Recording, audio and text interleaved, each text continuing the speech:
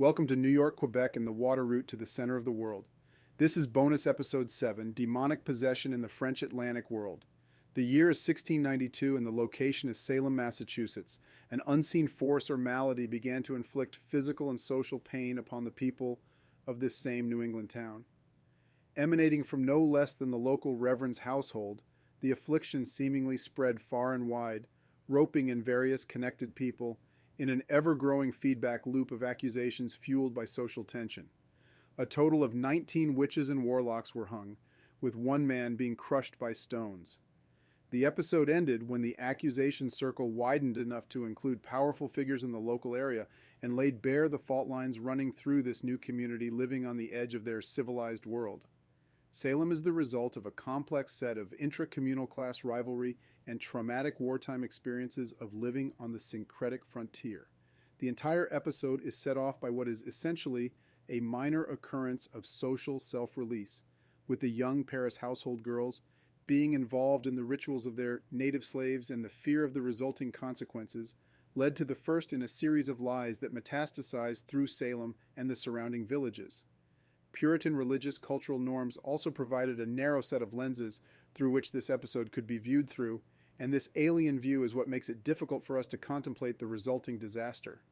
There's a larger class divide between Salem town and village, with much of those accused tending to be outcasts who lived on the periphery of the original core settlement, but now seeking to exercise independent communal separation. The Puritan mindset and the dangerous syncretic frontier are the lenses that we must allow this event to play out through.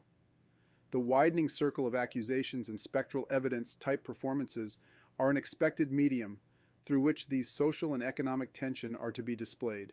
It's easy to see how one lie to protect oneself can ripple out through the community due to this unique set of complex historical circumstances. We also can't forget the impact of domestic English instability. The societal angst is to be found from top to bottom, and I think we glimpse this when the trials are ended by political intervention by higher-ups. At a local level, the expression of accusations marks one as pious and obedient member of Puritan society that is turning inwards.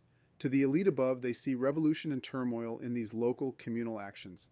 I think most importantly, we get a glimpse into the real-life daily routines and beliefs of this alien world, where the role of religion played a part that is mostly incomprehensible to modern people.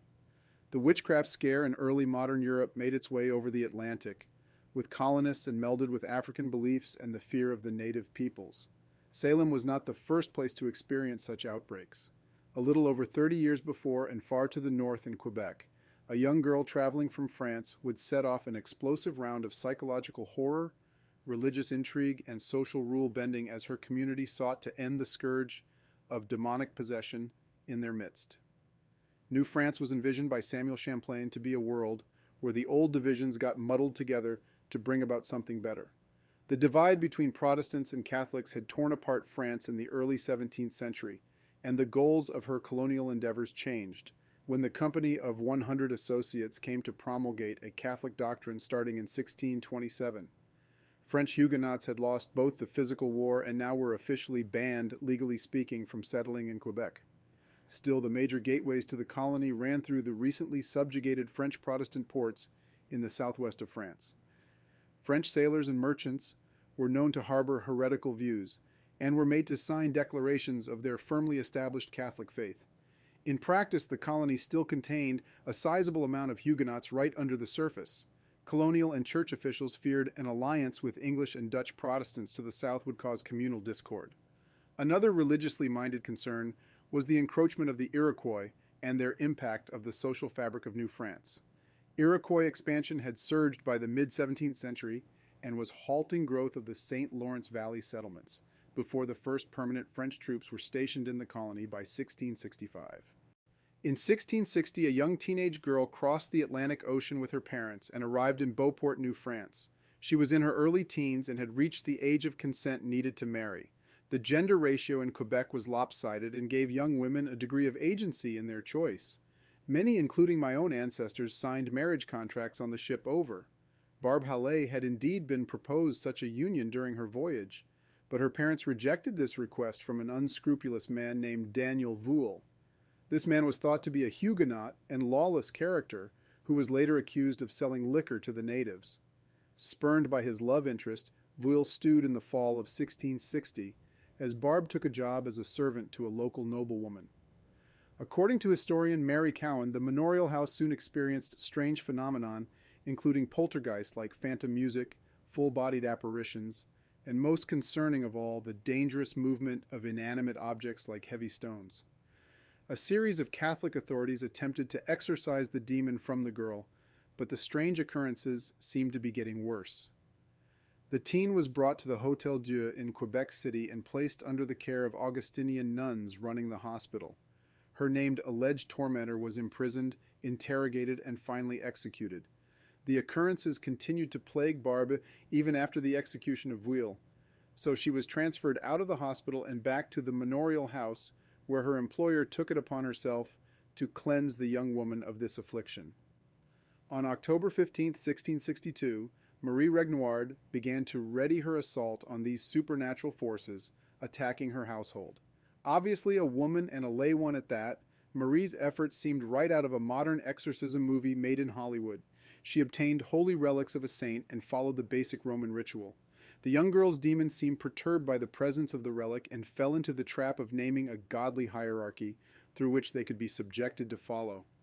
Barbe thrashed, vomited, and seemingly moved stone from the fireplace, but the efforts of the noblewoman forced the demon to leave the girl in a breath-like form. Barbe then seemed to be conversing with two unseen witches at the foot of her bed, but all the woman of the manor could hear was indiscernible noises. The application of the holy relic also forced the disappearance of these tormentors. The poor young girl seemed fine, but was met by a man who allegedly dabbled in black arts, sometime later while traveling on the road. The man supposedly attempted to kidnap Barbie and spoke to her in a vile manner. Though rescued, she experienced a resurgence of the paranormal activity in her manor house thereafter.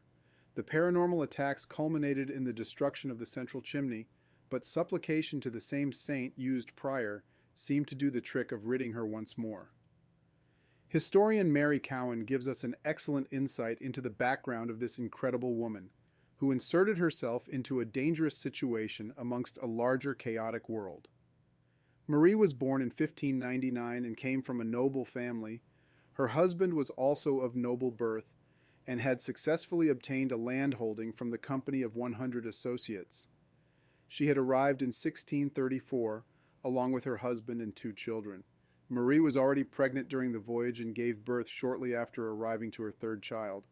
My own 12th great-uncle Samuel Champlain acted as godfather to Marie's first child born in the New World.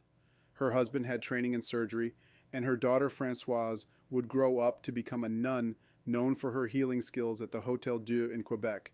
Marie played the role of maternal protector to all in her household, including servants, and would aggressively use this status in her exorcism. She would have been very familiar with the Jesuit order, given her status in society and their role in Quebec's religious development. It's at this junction of religion and societal duty that we can glimpse the continuity across the Atlantic Basin.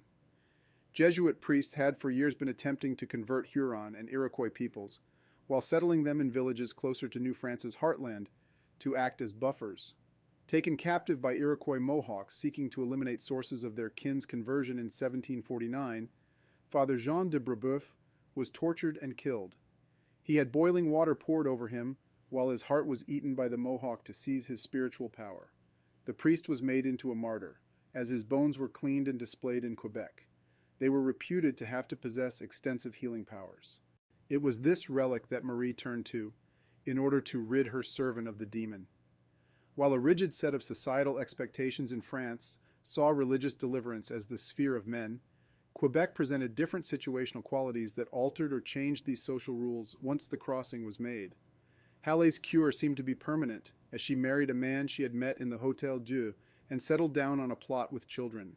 Religious redemption and martyrship met New World conditions and were therefore filtered through the particular local circumstances found in Quebec. The gender imbalance, native threats, and desire to convert created an opportunity for a powerful local woman to insert herself into the patriarchal world of religion and geopolitics. Agency and hierarchy were both maintained and upended by the challenges faced by French settlers in the New World. Despite a clear continuity of beliefs, shared throughout the Atlantic Basin. Thanks for listening to New York, Quebec, and the water route to the center of the world, and have a spooky 2022 Halloween.